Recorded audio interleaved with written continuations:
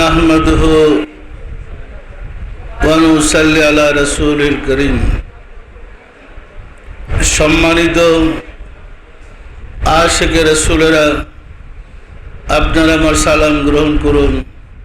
আসসালামু আলাইকুম ওয়া রাহমাতুল্লাহি ওয়া বারাকাতুহু।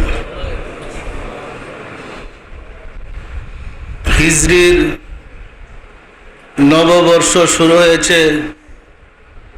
মুহররম থেকে হিজরি মাস গণনা করা হয়।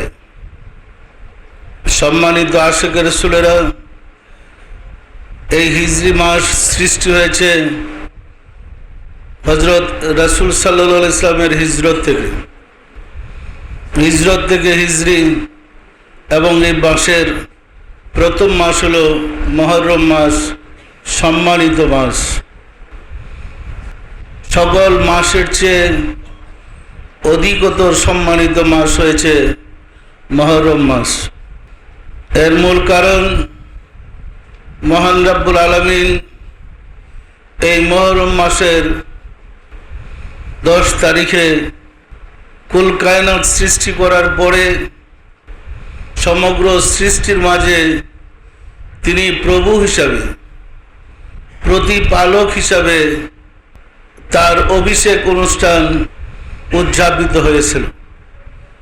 তিনি আরশের সমাসীন লাভ করে সৃষ্টিকে জিজ্ঞাসা করেছিলেন, সমস্ত আত্মাসমূহকে প্রশ্ন করেছিলেন, আলাস্তু বি রাব্বিকুম, আমি কি তোমাদের প্রভু নহি? সমস্ত আত্মা সমসুরে বলেছিলেন, কালু বালা, নিশ্চয়ই আপনি আমাদের প্রভু।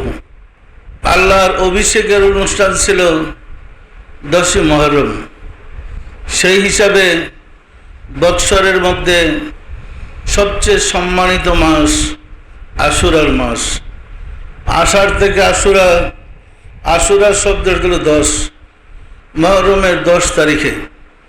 যেহেতু 10ই মুহররম আল্লাহর অভিষেকের অনুষ্ঠান উদযাপিত হয়েছিল, সেহেতু এই দিনের বরকতে যুগে যুগে প্রেরিত যত মহামানব আগমন করেছিলেন, যাদের বিভিন্ন সমস্যা, বিপদ আপদ, বালা মুসিবত ছিল, প্রত্যেকেই 10ই মুহররম আল্লাহ দয়া করে ক্ষমা করে দিয়েছেন, বিপদ থেকে মুক্ত করেছেন।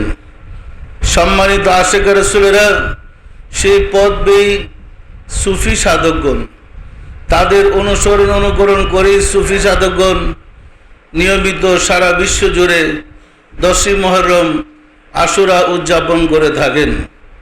উদ্দেশ্য, এই দিন উদযাপন করতে গিয়ে আল্লাহর সন্তুষ্টি লাভ করতে সক্ষম হইলে আমাদের বিপদ আপদ, বালা মুসিবত, অভাব অনটন, দুঃখ কষ্ট দূর হয়ে যাবে এবং আল্লাহর নৈকট্য লাভ করতে আমরা সক্ষম হব।